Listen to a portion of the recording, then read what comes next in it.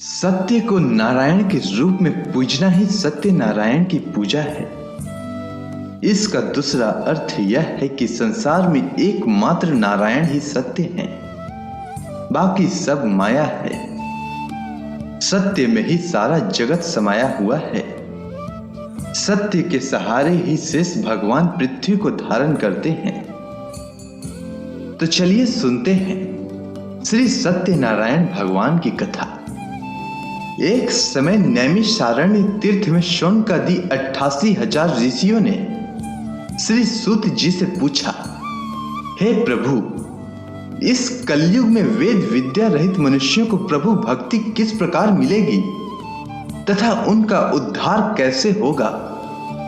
हे मुनि श्रेष्ठ, कोई ऐसा तप कहिए जिसमें थोड़े समय में पुण्य प्राप्त हो तथा मन वांछित फल भी मिले।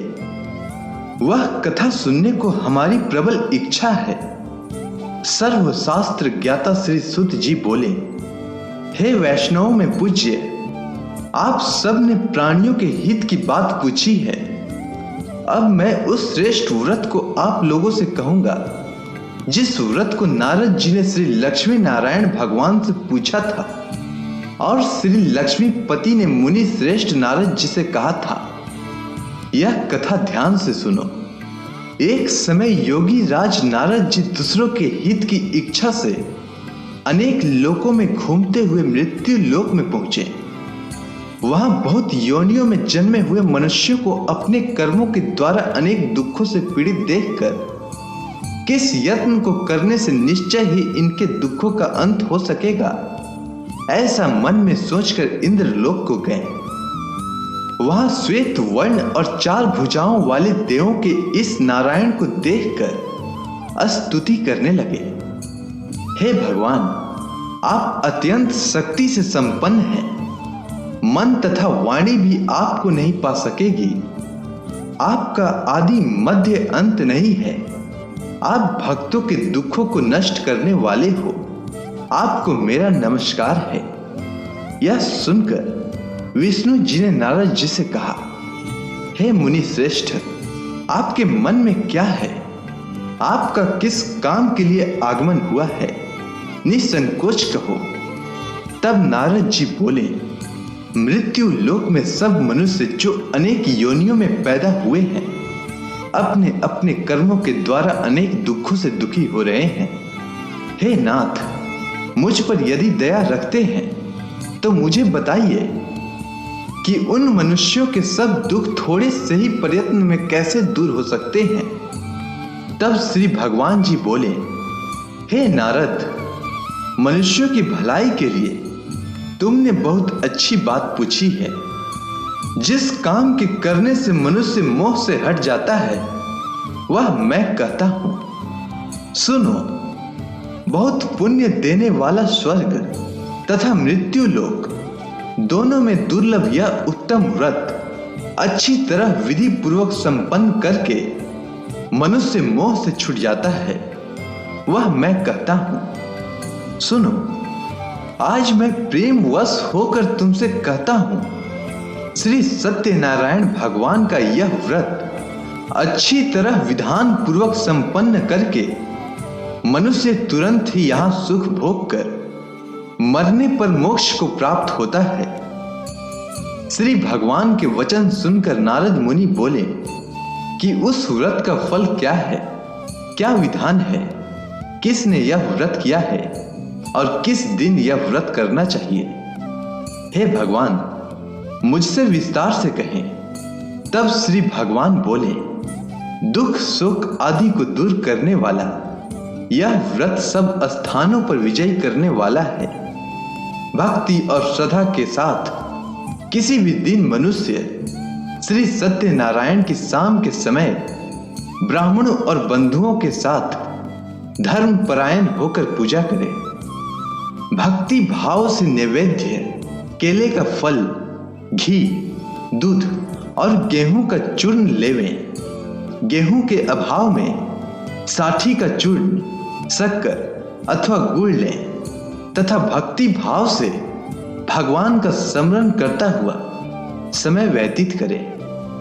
इस तरह इसे करने पर मनुष्यों की इच्छा निश्चित पूरी होती है। विशेषकर कली काल में मृत्यु लोक पर यही मोक्ष का सरल उपाय है। इसके बाद श्री सूत जी बोले, हे ऋषियों, जिसने पहले समय में इस व्रत को किया है उसका इतिहास कहता हूं, ध्यान से सुनो। सुंदर काशीपुरी नगरी में एक अत्यंत निर्धन ब्राह्मण रहता था। वह भूख और प्यास से बेचैन हुआ पृथ्वी पर घूमता था।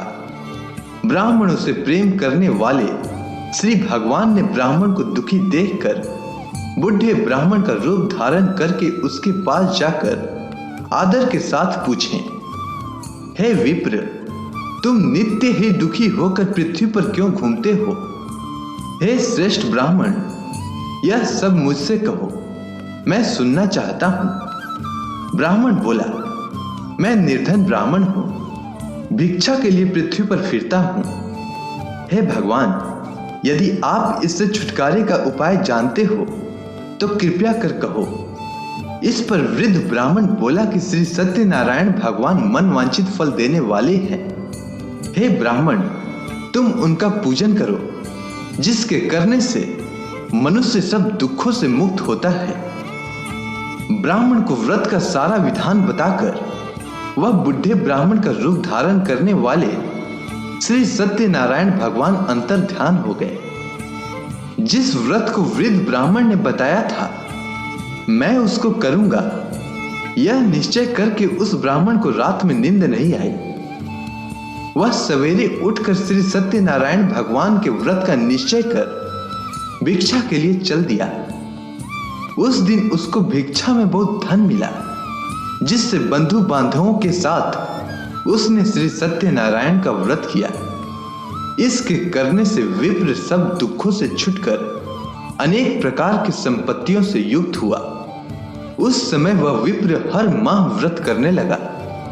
इस तरह सत्यनारायण भगवान के व्रत को जो करता है वह सब पापों से छूट जाता है। अब क्या कहूं? इस पर ऋषियों ने कहा, हे मुनीश्वर, संसार में इस विप्र से सुनकर किस किस ने इस व्रत को किया, हम सब सुनना चाहते हैं। इसके लिए हमारे मन में श्रद्धा है। इस पर श्री सूत जी बोले, हे मुनियों, जिस जिसने इस व्रत को किया है वो सब सुनो। एक समय एक वृद्ध ब्राह्मण धन और ऐश्वर्य के अनुसार बंधु बांधवों के साथ व्रत करने को तैयार हुआ। उसी समय एक लकड़ी बेचने वाला बुढ़ा आदमी आया और बाहर लकड़ियों को रखकर विप्र के मकान में गया। प्यास से दुखी होकर लकड़हारा उनको व्रत करते देखकर विप्र को नमस्कार कर कहने लगा कि आप यह किसका पूजन कर रहे हैं और इस व्रत को करने से क्या फल मिलता है? कृपा करके मुझसे कहो। इस पर ब्राह्मण ने कहा, सब मनोकामनाओं को पूरा करने वाला यह श्री सत्यनारायण भगवान का व्रत है। इनकी ही कृपा से मेरे यहाँ धन धान्य आदि की वृद्धि हुई है। विप्र से इस बारे में जानकर लकड़हारा बहुत प्रसन्न हुआ। भगवान का चनामृत लेकर और भोजन करने के बाद अपने घर को गया। लकड़हारे ने अपने मन में इस प्रकार का संकल्प किया कि आज ग्राम में लकड़ी बेचने से जो धन मिलेगा उसी से सत्यनारायण देव का उत्तम व्रत करूंगा। यह मन में विचार कर वह लकड़हारा लकड़ियां अपने सिर पर रखकर जिस नगर में धनवान लोग रहते हैं वह ऐसे सुंदर नगर में गया। उस रोज वहां उसे उन लकड़ियों का दाम पहले दिनों से 4 गुना मिला और प्रसन्न होकर पक्के केले की फली, शक्कर, घी, दुग्ध, दही और गेहूं का चूर्ण इत्यादि श्री सत्यनारायण भगवान के व्रत की कुल सामग्रियों को लेकर अपने घर को आया। फिर उसने अपने भाइयों को बुलाकर विधि के साथ भगवान जी का व्रत और पूजन किया। उस व्रत के प्रभाव से वह लकड़हारा धन, पुत्र आदि से युक्त हुआ और संसार के समस्त सुख भोग कर बैकुंठ को चला गया। इसके बाद श्री सुत जी बोले, हे ऋषि मुनियों, अब मैं आपको आगे की कथा सुनाता हूँ। प्राचीन समय में कनकपुर में उल्का मुख नामक एक बुद्धिमान तथा सत्यवादी राजा राज करता था। वह प्रतिदिन मंदिर में जाकर श्री सत्यनारायण भगवान की पूजा करता था और निर्धनों को खूब अन्न, वस्त्र और धन दान करता था। उसकी पत्नी सुभद्रा बहुत सुशील थी। वे दोनों हर महीने श्री सत्यनारायण भगवान का व्रत करते थे। श्री सत्यनारायण की अनुकंपा से उनके महल में धन संपत्ति के भंडार भरे थे। उनकी सारी प्रजा बहुत आनंद से जीवन यापन कर रही थी। एक बार राजा और रानी बहुत से लोगों के साथ जब भद्रशिला नदी के किनारे श्री सत्यनारायण भगवान की पूजा कर रहे थे तो नदी के किनारे एक बड़ी नौका आकर ठहरी। उस नौका में एक धनी व्यापारी यात्रा कर रहा था। वह बहुत सा धन कमाकर अपने नगर को लौट रहा था। उसका सारा धन उस नाव में रखा हुआ था। नाव से उतरकर व्यापारी राजा के समीप पहुंचा। राजा को पूजा करते देख उसने कहा, हे राजन, आप इन सब लोगों के साथ मिलकर किसकी पूजा कर रहे हैं? इस पूजा को करने से मनुष्य को क्या लाभ होता है? राजा ने व्यापारी से कहा, हम हर पूर्णिमा को सत्यनारायण भगवान का व्रत करते हैं और फिर पूजा अर्चना के बाद भगवान का प्रसाद लोगों को बांटकर स्वयं भी प्रसाद ग्रहण करते हैं। सत्यनारायण भगवान की पूजा से निसंतान को संतान प्राप्त होती है, दुखियों के दुख दूर होते हैं। राजा की बात सुनकर व्यापारी ने कहा, हे राजन, मैं भी श्री सत्यनारायण भगवान का व्रत करना चाहता हूं। कृपया मुझे इस व्रत को करने की विधि बताएं। राजा ने व्यापारी को सत्यनारायण व्रत की पूरी विधि बताई। राजा ने व्रत कथा सुनने के बाद व्यापारी को भी प्रसाद दिया। श्री सत्यनारायण भगवान का स्मरण करते हुए व्यापारी ने प्रसाद ग्रहण किया और वापस लौटकर अपनी पत्नी लीलावती से कहा, हमारी कोई संतान नहीं है। कनकपुर के राजा उल्का मुख ने मुझे बताया है कि श्री सत्यनारायण भगवान का व्रत करने और उनकी कथा सुनने से सभी मनोकामनाएं पूरी होती है। यदि सत्यनारायण भगवान की अनुकंपा से हमारी कोई संतान हुई तो मैं श्री सत्यनारायण भगवान का व्रत अवश्य करूंगा। व्यापारी के ऐसा निश्चय करने के कुछ समय के बाद लीलावती गर्भवती हुई। 10वें महीने में उसने एक सुंदर कन्या को जन्म दिया। व्यापारी ने पुत्री जन्म पर बहुत खुशियां मनाई, लेकिन सत्यनारायण भगवान का व्रत नहीं किया। जब उसकी पत्नी लीलावती ने अपने पति से श्री सत्यनारायण भगवान का व्रत करने के लिए कहा तो वह बोला, अभी क्या जल्दी है, मैं इधर व्यापार में बहुत व्यस्त हूं, मुझे अभी फुर्सत नहीं है। जब अपनी बेटी बड़ी हो जाएगी और इसका विवाह करूंगा तो मैं अवश्य श्री सत्यनारायण भगवान का व्रत करूंगा। अपने पति के वचन सुनकर लीलावती चुप रह गई। व्यापारी की कन्या कलावती शुक्ल पक्ष की चंद्रमा की तरह तेजी से बड़ी होने लगी। पलक झपकते ही 16 वर्ष बीत गए। एक दिन व्यापार में बहुत सा धन कमाकर घर लौटे व्यापारी ने अपनी बेटी को सहेलियों के साथ उपवन में घूमते देखा तो उसे उसके विवाह की चिंता होने लगी। व्यापारी ने कलावती के लिए सुयोग्य वर ढूंढने के लिए अपने सेवकों को दूर दूर के नगरों में भेजा। व्यापारी के सेवक कंचनपुर नगर में पहुंचे। उस नगर में उन्होंने एक वणिक पुत्र को देखा। वणिक का बेटा अत्यंत सुंदर और गुणवान था। सेवकों ने वापस लौटकर व्यापारी को उस वणिक के बेटे के बारे में बताया। व्यापारी उस सुंदर लड़के को देखकर बहुत प्रसन्न हुआ और कलावती का विवाह बहुत धूमधाम से उसके साथ कर दिया। दहेज में उसके माणिक पुत्र को बहुत सा धन दिया।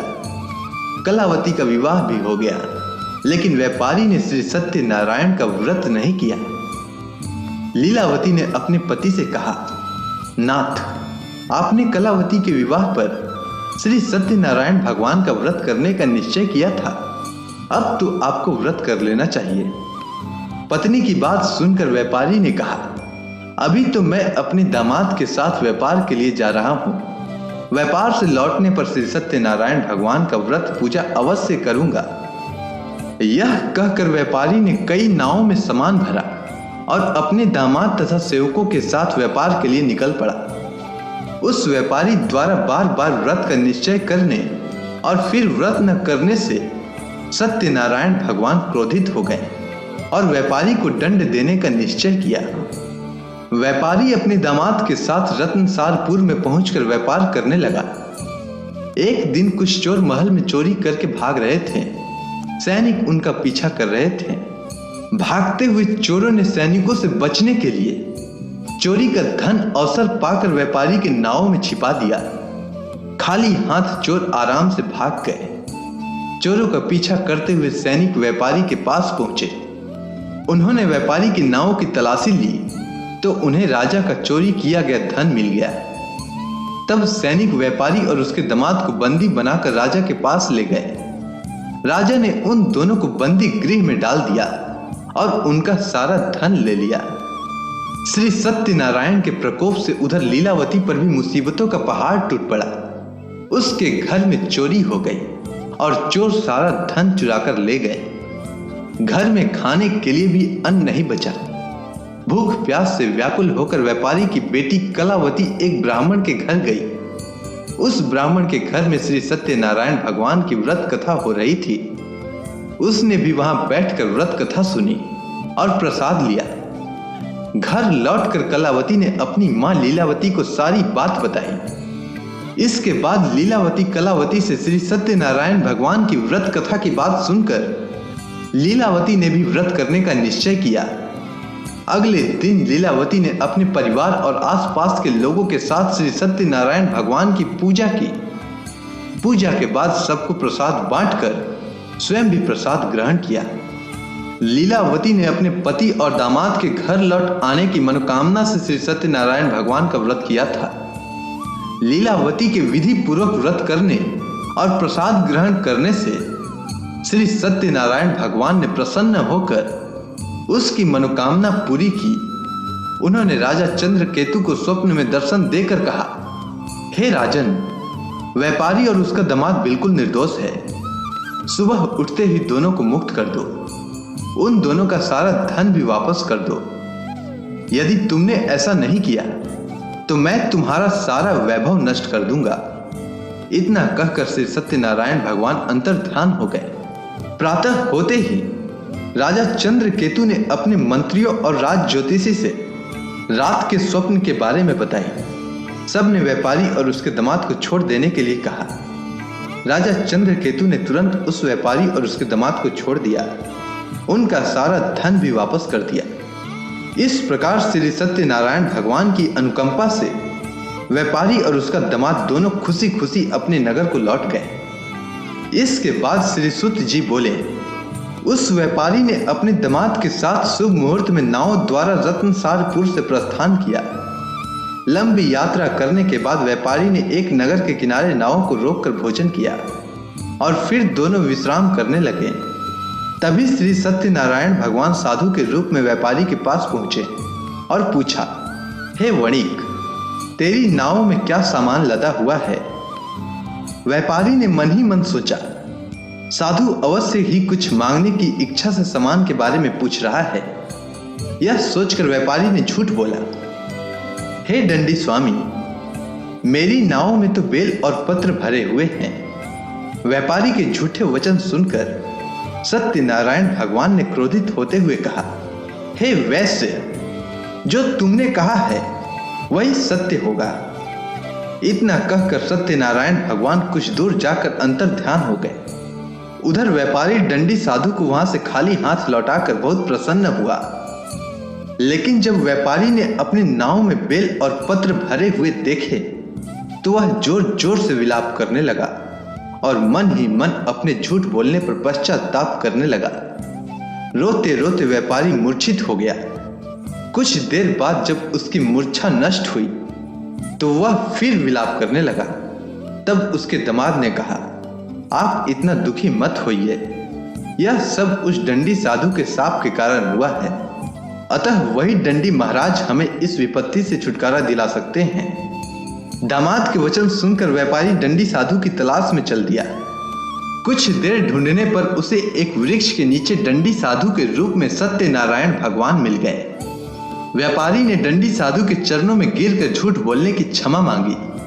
दंडी स्वरूप सत्यनारायण भगवान बोले, हे वणिक पुत्र, तेरे बार बार झूठ बोलने के कारण ही मैंने तुझे इतना दंड दिया है। तूने बार बार सत्यनारायण भगवान अर्थात मेरी पूजा करने के लिए कहा, लेकिन कभी पूजा की नहीं। व्यापारी ने तब हाथ जोड़कर कहा, हे भगवान, आप तो दीन दुखियों के कष्ट को दूर करने वाले हैं, सबकी मनोकामनाएं पूरी करते हैं। मेरी इस गलती को भी क्षमा करें। आपके रूप को तो ब्रह्मा भी नहीं जान पाते हैं, फिर भला मैं अज्ञानी कैसे आपकी लीला को समझ पाता। अब मैं जीवन में कभी झूठ नहीं बोलूंगा। सदैव श्री सत्यनारायण भगवान का व्रत और पूजा किया करूंगा। आप मुझ पर अनुकंपा करें। व्यापारी की क्षमा याचना सुनकर दंडी साधु ने उसे क्षमा कर दिया। उसी समय व्यापारी की नाव में भरे हुए बेल और पत्ते धन धान्य में परिवर्तित हो गए। व्यापारी ने अपने सेवकों के साथ अगले दिन श्री सत्यनारायण भगवान का व्रत करके उनकी पूजा की। सबको प्रसाद वितरित करके स्वयं भी प्रसाद ग्रहण किया। उसके बाद व्यापारी ने अपने नगर की ओर प्रस्थान किया। अपने नगर में पहुंचकर व्यापारी ने एक सेवक को अपने घर भेजा। सेवक ने उसके घर पहुंचकर लीलावती को सूचित किया। उस समय लीलावती और कलावती दोनों श्री सत्यनारायण भगवान की पूजा कर रही थी। पति और दामाद के लौट आने का समाचार सुनकर लीलावती ने पूजा पूरी करके प्रसाद ग्रहण करने के बाद कलावती से कहा, बेटी, मैं नदी किनारे जा रही हूं, तू घर का काम पूरा करके आना। ऐसा कहकर लीलावती नदी की ओर चल पड़ी। परंतु कलावती पति से मिलने की खुशी में प्रसाद ग्रहण किए बिना ही घर से निकलकर नदी किनारे जा पहुंची। उसके प्रसाद ग्रहण न करने के कारण सत्यनारायण भगवान क्रोधित हो उठे। उन्होंने व्यापारी की नाव को नदी में डुबो दिया। अपने पति को वहां न देख कलावती ने जोर जोर से रोना शुरू कर दिया। तब व्यापारी ने कहा, पुत्री, अवश्य ही तुझसे कोई भूल हुई होगी। उस भूल के कारण ही श्री सत्यनारायण भगवान ने तुझे यह दंड दिया है। तब व्यापारी ने श्री सत्यनारायण भगवान से प्रार्थना की, हे भगवान, मेरे परिवार के किसी स्त्री पुरुष से कोई भूल हुई हो तो उसे अवश्य क्षमा कर देना। तभी आकाशवाणी हुई, हे वणिक पुत्र, तेरी कन्या मेरा प्रसाद ग्रहण किए बिना ही चली आई है। यदि अब घर पहुंचकर तेरी कन्या प्रसाद ग्रहण करके वापस आए तो उसके पति के दर्शन होंगे और डूबी हुई नावें भी जल के ऊपर आ सकेंगी। कलावती ने वैसा ही किया। उसके प्रसाद ग्रहण करके वापस लौटने पर नावें जल के ऊपर आ गई। दामाद भी सुरक्षित नदी से बाहर आया। घर लौटकर व्यापारी ने अपने परिवार और बंधु बांधवों के साथ मिलकर विधि पूर्वक श्री सत्यनारायण भगवान की पूजा की और इस पूजा को करने से उसकी सभी मनोकामनाएं पूरी हुई और वह आनंद पूर्वक जीवन यापन करता हुआ विष्णु लोक को चला गया। इसके बाद श्री सूत जी बोले, हे ऋषि मुनियों, मैं आपको और भी कथा सुनाता हूं। कौशलपुर में एक राजा था तुंगध्वज। उसकी प्रजा उसकी छत्र छाया में आनंद पूर्वक रह रही थी। राजा तुंगध्वज अपनी प्रजा के सुख दुख का बहुत ध्यान रखता था, लेकिन एक बार उसने भी सत्यनारायण भगवान का प्रसाद ग्रहण नहीं किया। तब सभी को चिंताओं से मुक्त करके धन संपत्ति से भंडार भरकर प्राणियों को जीवन के सभी सुख देने वाले श्री सत्यनारायण भगवान ने राजा को प्रसाद न ग्रहण करने का दंड दिया। एक दिन राजा तुंगध्वज जंगल में हिंसक पशुओं का शिकार करने निकला था।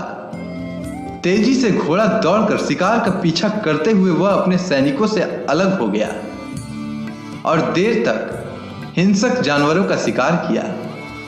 अतः कुछ देर विश्राम करने की इच्छा से वह एक बड़े वृक्ष के नीचे जाकर बैठ गया। समीप ही कुछ चरवाहे सत्यनारायण भगवान की पूजा कर रहे थे। राजा ने उनके पास से गुजरते हुए सत्यनारायण भगवान को नमस्कार नहीं किया।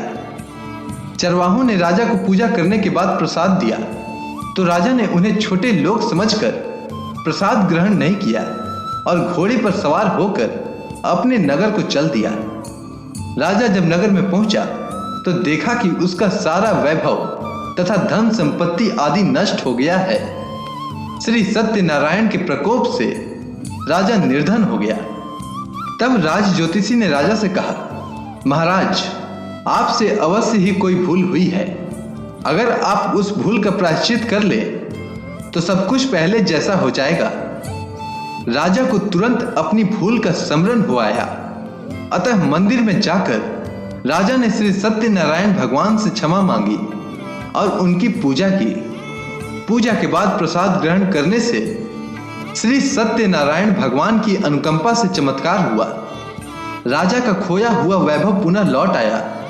श्री सत्यनारायण भगवान की अनुकंपा से जीवन के सभी सुखों का भोग करते हुए अंत में राजा तुंगध्वज वैकुंठ धाम को गया और मोक्ष को प्राप्त हुआ। श्री सत्यनारायण भगवान के व्रत पूजा को जो भी मनुष्य करता है उसके सभी दुख चिंताएं नष्ट होती है। उसके घर में धन धान्य के भंडार भरे रहते हैं। निसंतानों को संतान की प्राप्ति होती है और सभी मनोकामनाओं को प्राप्त कर मनुष्य अंत में मोक्ष को प्राप्त कर सीधे वैकुंठ धाम को जाता है। श्री सूत जी ने कुछ पल रुक कर कहा, हे श्रेष्ठ मुनियों, श्री सत्यनारायण भगवान के व्रत को पूर्व जन्म में जिन लोगों ने किया उन्हें दूसरे जन्म में भी सभी तरह के सुख प्राप्त हुए। वृद्ध सतानंद ब्राह्मण ने पूर्व जन्म में सत्यनारायण का विधिवत व्रत किया तो दूसरे जन्म में सुदामा के रूप में भगवान की पूजा करते हुए अंत में मोक्ष को प्राप्त कर वैकुंठ धाम को चला गया। उल्का मुख राजा अगले जन्म में राजा दशरथ के रूप में मोक्ष को प्राप्त करते हुए वैकुंठ को गए। व्यापारी ने मोर ध्वज के रूप में जन्म लिया और अपने पुत्र को आगे से चीरकर भगवान की अनुकंपा से वैकुंठ को प्राप्त किया। राजा तुंगध्वज ने अपने अगले जन्म में मनु के रूप में जन्म लेकर भगवान का पूजा पाठ करते हुए लोकप्रिय होकर सत्कर्म करते हुए मोक्ष को प्राप्त होकर वैकुंठ धाम को चले गए। हे ऋषि मुनियों, श्री सत्यनारायण भगवान का व्रत और पूजा मनुष्य को सभी चिंताओं से मुक्त करके धन संपत्ति के भंडार को भरकर अंत में जन्म जन्मांतर के चक्रव्यूह से मुक्ति दिलाकर मोक्ष प्रदान करता है। इसीलिए मनुष्यों को यह व्रत अवश्य करनी चाहिए। तो बोलिए श्री सत्यनारायण भगवान की जय।